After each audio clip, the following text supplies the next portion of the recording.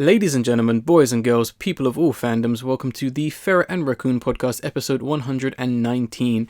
I am the Younger Raccoon, your only host for this podcast once again, and I don't really want this to kind of become a bit of a habit just for those of you who are new listeners.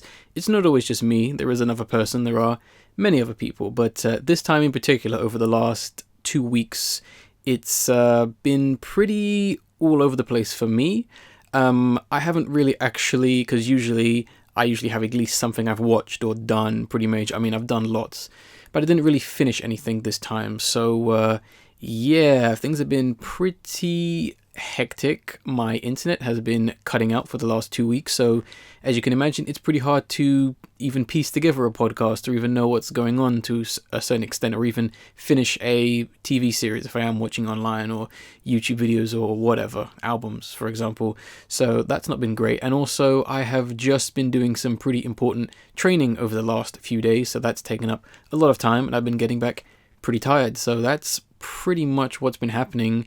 And also, England has been hit by a lot of, I guess, good weather, given that it is hot and sunny, but I don't really like the sunshine or, hot weather, because it makes my bedroom pretty damn warm, and it's not very pleasant to work in or sleep in for the most part. But that's me. I don't really want to complain about things too much. I want to kind of get into this podcast, which I will say I have tried to make a little bit more in-depth, a little bit more interesting, based on so few things I've actually talked about.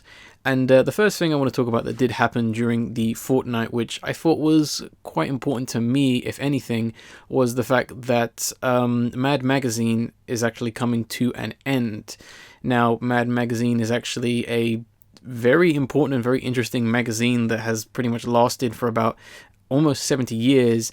And it's actually amazing that a satirical parody magazine that essentially poked fun at celebrities, politics, and pop culture, you name it, they've most likely parodied it, has lasted so long. I mean, technically 67 years, given that it is going to end this year. And especially in a day and age where no one can really take a joke, let alone parody, without, constant complaining, is, once again, pretty impressive. Now, I want to quickly, before I get into my thoughts and, my sad feelings towards this, I kind of want to just get the clear up of the confusion. So, Mad Magazine is actually ending, despite the two kind of headrunners kind of initially first saying it's not ending, and then kind of being a little bit unclear in their response to that by saying it is ending. I know there's one comment which I have linked in the description and the download link, where he kind of says that it will never end, and it's a bit confusing if you just see those things out of context, or if you at least know those people. But essentially, DC Comics is killing it after issue 9, which will be released in August, and from issue 10 onwards, it will just be reprints of classic comics and articles, and comics. I think I said comics, didn't I? With new covers, which I think is really weird, because you'll have these hand-drawn, very much old-school-ish looking, but parodying modern-day things, front covers, which are, I guess, current and popular for the most part, yet the insides of the magazine will have nothing to do with the front cover, and it'll be something random like, making fun of a celebrity from 1983 while a comic refers to something that happened in 1982. You know what I mean? It will be outdated by comparison, and there'll be a real disconnect and a real confusion from cover to comic, because I don't think readers, if they've never read a Mad Magazine, will even know what exactly they're supposed to get out of it, or what exactly is, the point, unfortunately. And it's a shame, because also, it will only be available via subscription and direct market. So basically, it's killing off all and any chance for new readers.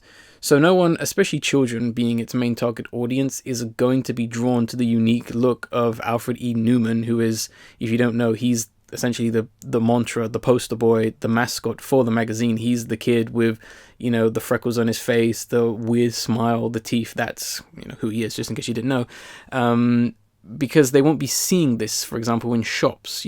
That face, that iconic image, that, mantra, once again, iconic, will not be seen in any sense. So essentially, any chance of this magazine staying alive it's not going to happen. DC is not interested in I keep wanting to say Mad Max, Mad Magazine.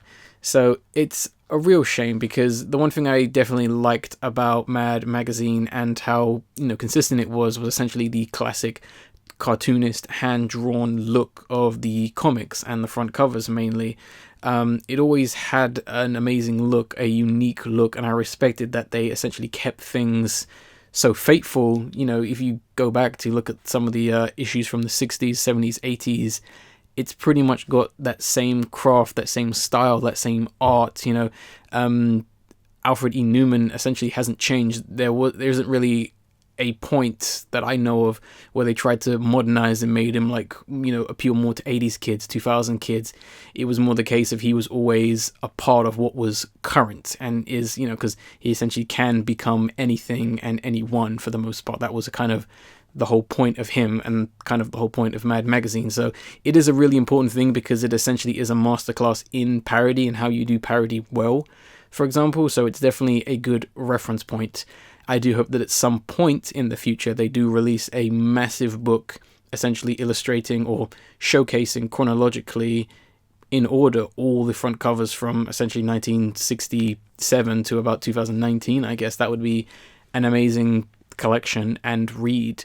I guess what really bothers me the most is that it's a shame that we're losing, yet another platform for discussion and parody.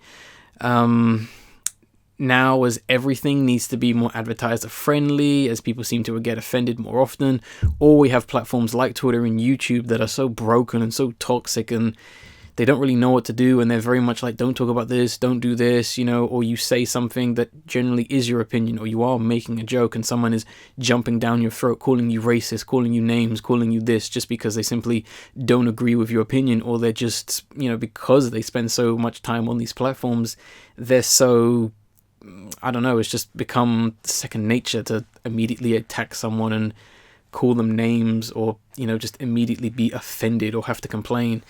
It's quite upsetting. I don't think DC is, essentially ending Mad Magazine because of that. I just think they just don't see any worth in it. I guess because they might just view it as outdated, unlike Superman, which has never become outdated. But yeah, it's a real shame. In the description as well, along with the article that's kind of going to explain a little bit more details and kind of people's reactions, I tried to do my best to explain what was exactly going on. So just for clarification, once again, it is coming to an end. You may say, oh, it's still going to continue because there's still going to be issues. In my opinion, it's finished. It's dead. You're not creating anything new, in my opinion, and I don't think it's going to last. Well, this new system, it's not going to last very long. DC does not care. Once again, it's another thing you can blame DC on, but I just thought it was a sad thing. I mean, yes, it's print-based media. That's going to be the first to go next to music, but it's still a shame to see such an important one go. And I definitely wanted to make reference to that. And also in the download link and description, there's going to be a clip from a Simpsons episode. I can't remember which one. I think it's the episode where I think Bart skips school and then Principal Skinner is essentially chasing after him. I think it's that episode. I might be wrong. You can correct me if you want. Where essentially Bart goes and visits Mad Magazine, and essentially, just for a bit of context for anyone who doesn't know what the hell Mad Magazine is, or just a little bit more context, essentially satire on satire, and it's a bit of an underrated classic clip, so I'll leave you with that. Whew. Moving on to trailers, the main bulk of the podcast. Excuse me, I had to get a breath there. I was speaking so fast. We're going to be moving on to trailers, and the first trailer we have is for Jumanji: The Next Level, which, funny enough, isn't. I obviously doing research, wanting to make sure I get the facts straight. This isn't actually technically Jumanji 3. Despite the fact this is the third Jumanji film, this is technically the fourth Jumanji film. And I know what you're saying. Oh, the Robin Williams one was the first one. The newer one with Dwayne Johnson and Jack Black was the second one. This is the third one. How can this be the fourth one? Well, the other film, the space film that came out in 2005, it starts with a Z, Zon Tara, the space adventure. that's technically a Jumanji film, according to the person who owns the rights to Jumanji. So technically Jumanji 4, the next level. And I feel like the subtitle's a bit weak, and it doesn't really fit some of the film's stronger themes. This is just me harping on the title. I know I always do this, but I kind of feel like, the New World or the New Challenge probably would have been a better title, because the New World implies they're actually going to be doing something different, something new. We saw snow levels, and also, excuse me, there might be glitches in this game, as well as like the new challenge, kind of, doubles in the fact that it's going to be literally a new challenge, a new level, and also it's going to be a new challenge given who's in the game this time, given that there's going to be new characters, I'd imagine, new villains who are going to be a challenge.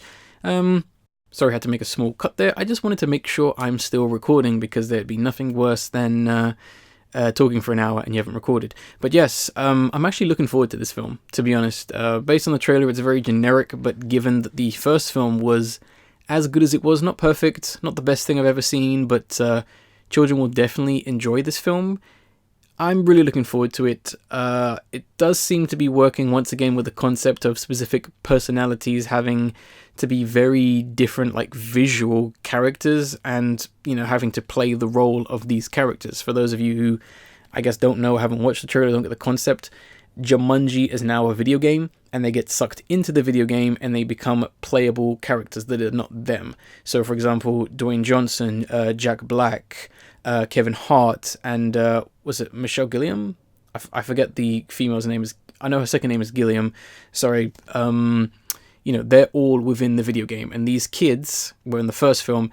They essentially became those characters. So essentially, you had those actors acting as the kids, basically, or the slightly teen adults. So it should be very interesting to see what they do with the switch up, especially Jack Black and Dwayne Johnson, as well as Kevin Hart's character, because they're really going to have to perform a very kind of challenging role, especially coming off the fact that they are now playing, once again, completely different characters, except for Karen Gilliam, who essentially in this film, as soon as she was the shyer, meeker character, she might have to take charge, because the big twist with this film is that Dwayne Johnson's character and Kevin Hart's character are played by essentially grandpas, old age men, being Danny DeVito and Danny Glover, which I'm pretty amazed they managed to get them to.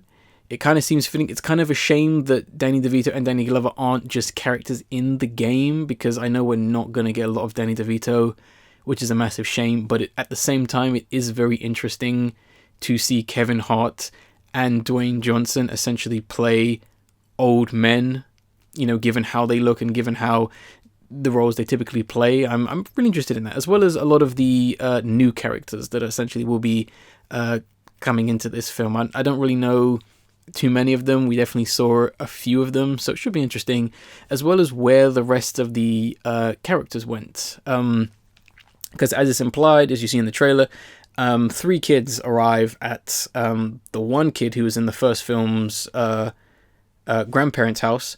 Obviously, we know the girl is in the game as one of the main characters. We know the 2 grandparents are in the game, as well as the tall jock character. He's in the game. So obviously we don't know where the original kid went. We don't know where the other girl went. And we don't know who else got sucked into the game. Maybe other people got sucked into the game, because I did read up, apparently, because it's so broken and so glitched, it just kind of sucked more people in, I guess. So we'll see what happens. I'm interested in that angle. And I kind of hope that with this whole game being glitched or broken kind of theme or concept, that they use it to its fullest. I would love for Jumanji to, or not Jumanji, I would love for the jungle to just suddenly become that Antarctic area. I would just love for it to just cut to environments. I would also love if they had to exploit a glitch or a flaw in the game in order to essentially beat the game or beat a level. And I think the way they could do it is if they implemented some kind of time loop, in the sense of like maybe there was like button input lag, or online lag to some extent, like something that kind of makes the game stutter or makes them, jump forward, or something like that. Like they just exploit something that doesn't make sense in a realistic setting or a game setting. That would be fantastic and really clever if they can do it really well, and hopefully they're kind of hidden that from the trailer. That would be cool. I would love to see that. Will I see this in cinemas? Probably not. I will definitely watch it if it's ever on TV. But yeah, really looking forward to this film for the most part. I actually can't wait, and I'm glad that Sony finally has a film franchise that is good. Because usually when they do a film franchise, the first one is usually terrible and they never do anything else with it. Or they do a sequel and it kind of just teeters off. A good example being the Goosebumps film. The first Goosebumps film is okay. I can see why children would like it. It's essentially the first scary or horror film they'll ever watch, and it's quite entertaining for slightly older children. But the second film, I don't know what happened with that film. I don't even know if England even got that film. They might be saving it for October, like they did with the previous film for us. But yeah, films like that, obviously, they're never going to do another Spider-Man film again. They're never going to do another Ghostbusters film again. They're never going to do another Men in Black film again, given that Sony just don't know how to manage a franchise because they only ever put the interest of continuous installments ahead of making a good, decent first impression. But enough of that. Let's move on to the next trailer, and I got to get a sip of water before my voice goes, essentially. Alright, the next trailer we're going to talk about is Knives Out. Now, this trailer actually had quite a bit of hype surrounding it. I'm not really sure why, because it's basically Cluedo the film. I think Lionsgate is making this film. I think they're just trying to beat Paramount or Universal or whoever has the Hasbro rights to make the actual Cluedo film. They're just trying to beat them at their own game, and they've kind of got they've got Rian Johnson to direct this film. Now, given the jokes made about Rian Johnson relying way too much on subverting expectations for the audience, far too much in his films, especially if you look at his filmography, it's all about the twist for him. I'm surprised he's not compared to M. Night Shyamalan more, but given how he makes films, I bet Daniel Craig's character is going to be the one who did it, so did the murder, which would break one of the 10 commandments of the detective fiction, in which these are the commandments you go by if you want to make a successful detective mystery, crime, drama, murder kind of story. Knowing Rian Johnson, he's a bit of a terrible filmmaker, and I know what people are going to say. Oh, the episode 8, I can't remember what it was called. Episode 8 was a good film. Episode 8 was a bad film. The fact that it's so divisive is why he's a bad director, essentially. And also the piss poor management of Disney and so many other producers and other factors that pretty much are going to kill off every single Star Wars film. I'm right, so don't even bother arguing with me. That's the future of the Star Wars franchise, unless you actually just stop seeing the films. Simply put, if you want a better film, stop seeing them. But yeah, this film, it looks okay. I'll be honest, it's nothing special, nothing to really write home about. The only real interesting things, in my opinion, is the cast. Once again, Daniel Craig. I know Captain America is in it, which I feel like we don't see enough of him. To some extent, I do want to see more of him. I kind of want to see him, outside of the mask, for example. He looks like he's playing a very stereotype character, and that's kind of the other issue I have, which I'll get back to it. And that weird knife ornament thing they have in the house, like, what is that meant to be exactly? Is that some kind of confusing reference to the Iron Throne, or is it like an obvious clue to the murder weapon? Is it literally Rian Johnson going, oh, I wonder what the murder weapon was? Actually, it was the leg of a chair. See, I subverted your expectations because there was knives in the film, and you assumed because it was Knives Out, the person was killed by a knife, but it wasn't. It was poison, because Rian Johnson is such a hack. But yeah, the way the character's act is way too cheesy. It's not even funny. This is meant to be like a dark or a black comedy. It's not funny at all. It just kind of looks pathetic, honestly. And a lot of the characters are one-dimensional, especially Captain America's character. He just seems like an asshole, and that's just going to be his character. But then again, knowing Rian Johnson, he's probably going to be the guy who saves the day at the end of it, Ooh, I wasn't an asshole the whole time. That kind of rubbish. It is nice to see Daniel Craig actually smiling and somewhat seemingly enjoying his performance, or, performing in a film. If you've watched Spectre, you'll know that he was absolutely miserable, not because James Bond had to be miserable, but because he didn't like filming it, simply put. But yeah. I don't really care about this film. I don't really understand the hype. It doesn't deserve the hype. It's nothing special, nothing interesting, and honestly, not worth anyone's time. I will not be watching this whatsoever. It looks as bad as the remake of Murder in the Orient Express, and it's probably aping off the subpar success of that.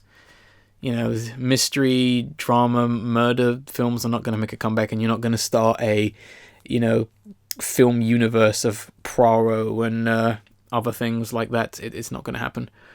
Anyway, let's move on to the next trailer, which is one I've kind of known about simply because it is a remake, and that is going to be Jacob's Ladder, the 2019 Jacob's Ladder film. And, oh boy, let me get a sip of water for this one. Hold on. Because I got some stuff to say. Even for a remake, this looks extremely inept.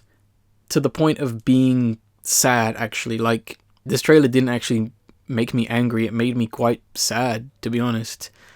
They're clearly remaking this because they want to essentially update, I guess, the original film, or update the concept of PTSD, post-traumatic stress disorder, in case you didn't know what that means, to be a result of fighting in Iraq or Syria or other countries in which bigger nations are essentially fighting wars on terrorism about, as opposed to Vietnam, which is what the original 1991 has our main character dealing with from that.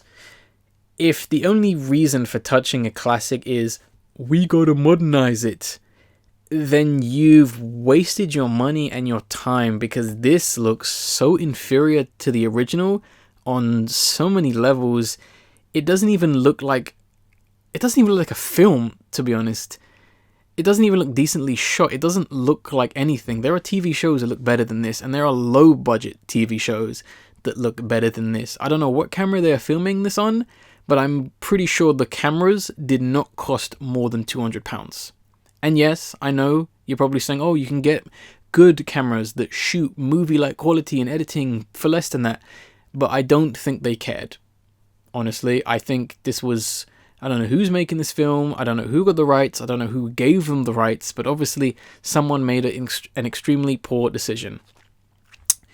I could honestly pick apart this trailer, but I don't think this trailer and this film is honestly worth my time or anyone's time. And I know what you're saying, why are you even talking about it? I'll get to that in a sec. I mean, they're really resorting to the green face monster CGI man for jump scares. The original one, as far as I can remember, didn't have obnoxious jump scares or a green CGI monster man. And even then, you couldn't even get the iconic head-shaking, spinning effect right. I mean, they essentially gave up and just used CGI and did it so extremely poorly that it's laughable. It looks like a visual effect. And if you compare it to the original film, it's nowhere near as scary, nowhere near as interesting, nowhere near as iconic or effective. Which, I don't know how you messed this up. You could have easily just watched the film, which I'm pretty sure they didn't. You could have easily just watched the film and just kind of figured it out, or read a book, or asked the director, or asked someone who is involved in the process. But no, you didn't, because you don't care. Simply put, you don't care. Fun fact, Jacob's Ladder, the original 1990 film, it actually inspired the Silent Hill games. If you watch a playthrough of those video games, or play the games themselves after watching the original 1990 film, you will see that they took great inspiration from that in a lot of their monster designs, a lot of their concepts, and a lot of their visuals, big time. And it really paid off, because, just look what happens when you take inspiration rather than just poorly copying someone like this film is doing so. To kind of end on why I'm even talking about this trailer, we'll be talking about the 1990 original, which I am going to link the trailer for the original film in the description and the download link, so please watch it if you have never seen the original. Do your own comparison, actually. Do your own comparison and let me know. Do you think that I am some senile old man and this new film looks better than the original? Or do you agree and do you think that the remake just looks terrible and you now want to watch the original film? Let me know if you do watch the original film. Email me at raccoonplusfriends@gmail.com. I'm always interested to know what you guys are saying in terms of what we're talking about on the podcast. But as I was saying, we'll still be talking about this original film. Hopefully you will be if you watch it or have already seen it. And we'll still be talking about Silent Hill for many years to come. The next time this trailer or this remake will be talked about will be on this podcast. When you re-listen to it many years back, or when a new audience listens back on this. That's the only time this film is ever going to be talked about, because the moment this episode ends, everyone's going to forget about this. Because that's what happens to remakes like this. That's what happens with piss poor imitation trailers on, it is a poorly edited trailer. Piss poor imitation remakes like this happen. They're all terrible. There's only 2 good remakes. So this, you ain't doing nothing. But yeah, I'm extremely saddened by this, that you couldn't even get the bare minimum right. Somewhat like the next trailer and final trailer we're going to talk about in this podcast, and that is going to be, once again, another remake of a lesser-known David Cronenberg film from 1977, and that is essentially going to be Rabid, the 2019 remake, which is essentially being remade by the Sosaka sisters? And they're also referred to as the Twisted Sisters. So that's, I'll give you the spelling of Sosaka. That's Soska. I believe I spelled that right. Sisters, all the Twisted Sisters. And it actually looks like something. I wouldn't say it looks great, because I don't think this film looks great. I don't think it's going to be good. But at least there's some kind of spark of idea. There's some kind of point to them wanting to at least make this film. To an extent, I'm not saying the original needed to be remade, but there is a passion behind this I can at least see in the trailer, given their style, given what they're going for, given their previous work, given what they're trying to do. Although it's very messy and doesn't make a lot of sense right now, I respect that, honestly. I respect filmmaking that at least has a point, and this has it, although it's just a pointless remake.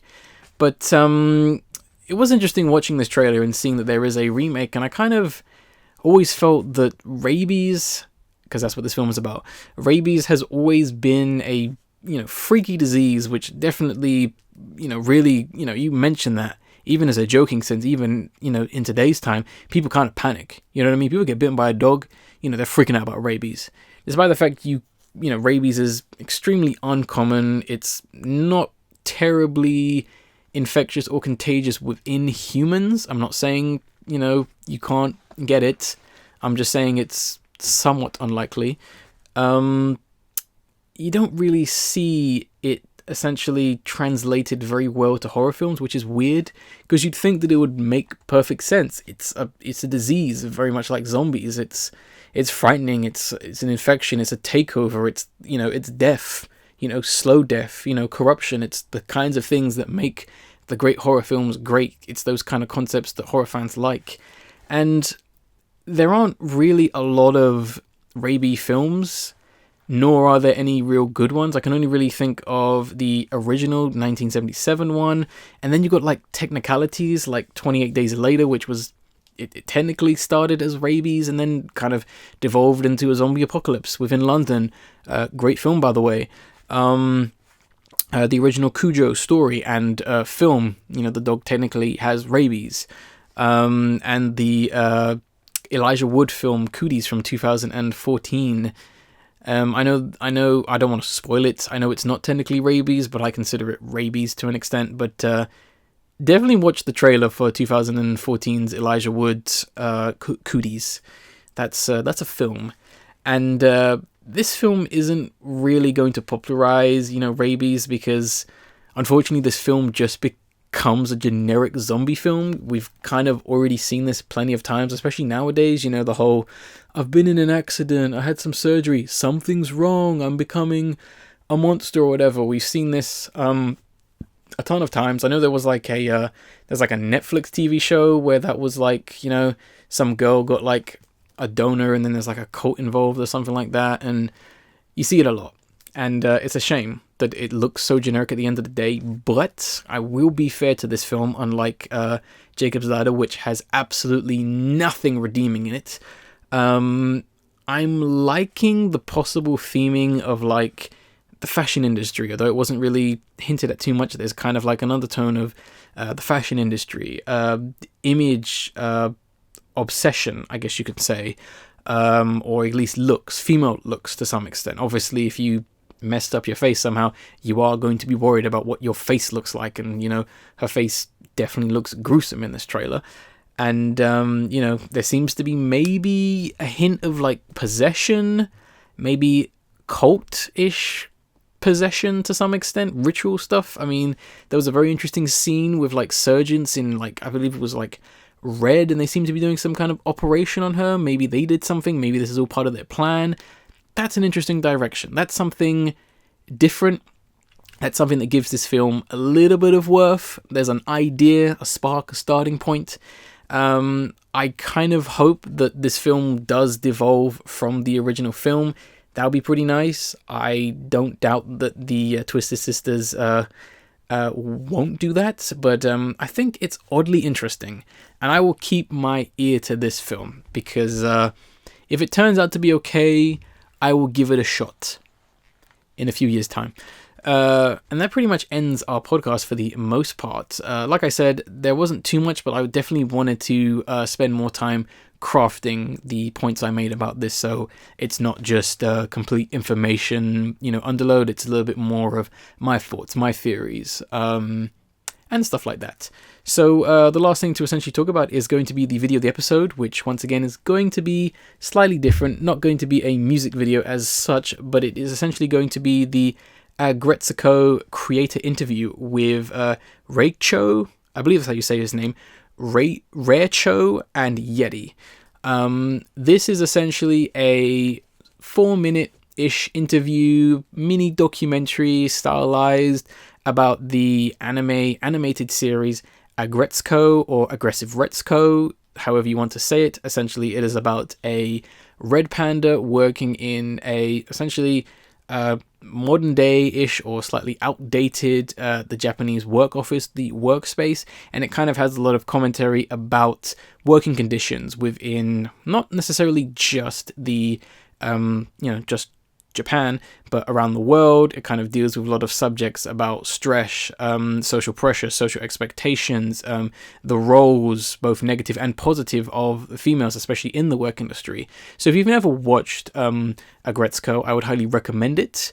There's no real spoilers in this, video, but it would be I think it's a good entry point, and I'm really glad that Netflix, well, I know Netflix didn't make this. Whoever made this did a fantastic job actually piecing this together and stylizing it, and a lot of the, without spoiling too much, a lot of the shots they filmed with a particular person, let's just say, out on the streets of Tokyo, I thought were really nice. And it's also really nice to actually see the creators actually talking about their work. Both Rarecho and Yeti. Rarecho being the guy who is in charge of the actual production of the actual animation, and Yeti being the character creator. She doesn't often show her face. I'll keep that in mind. So it's pretty amazing to actually see her. This is the most she's ever shown of her face, as far as I'm aware. So give her some respect and give her some props, as well as Rarecho, who's a great guy. I didn't even know he did the singing. But yeah, I think it's definitely a very interesting video. Netflix have been doing a lot of these interview the creator kind of stuff a lot more often. They should definitely do it, but I honestly think they should get someone else to do it, because when Netflix does it, it's absolute trash. But whoever did this did a bang up job. 5 stars. You've probably made one of my favorite YouTube videos. Simply put. And I know that's big words, but I'm just going to be honest. I love this video. And I think given what Aggretsuko is about, and given what this video serves, I think they did a fantastic job. So I'm going to leave you with that. Please go watch Aggretsuko. See, I never know which one to say. Please go watch Aggretsuko and tell me what you think. Email me at raccoonplusfriends@gmail.com if you want to chat to me about anything regarding anything I've discussed on the podcast. You can also message me if you want to at my Twitter, which is the Angry Raccoon, only one C in the raccoon. It's going to be in the download link and the description, just in case you already forgotten, or you already you're just so fired up to message me something or insult me, because once again, that's how toxic the platform of Twitter and YouTube is. But there isn't really anything else I want to add to this podcast for the most part. Hopefully the next podcast will have more people on it. I'm hopeful. And I guess, nothing else to really say. Thank you for listening, guys. I know it's kind of been a bit of a fast-paced, short one with a lot to take in. But I'm kind of busy, and I'm sure you're kind of busy. And I hope you've enjoyed this podcast for the most part. Hopefully it's made your day. If you are quite stressed out, quite panicked or whatever, hopefully it's made your day or your week or whenever you decide to listen to this much more pleasurable. And I'll end this podcast like I always do by saying I am the Angry Raccoon, and I will see you on the next podcast.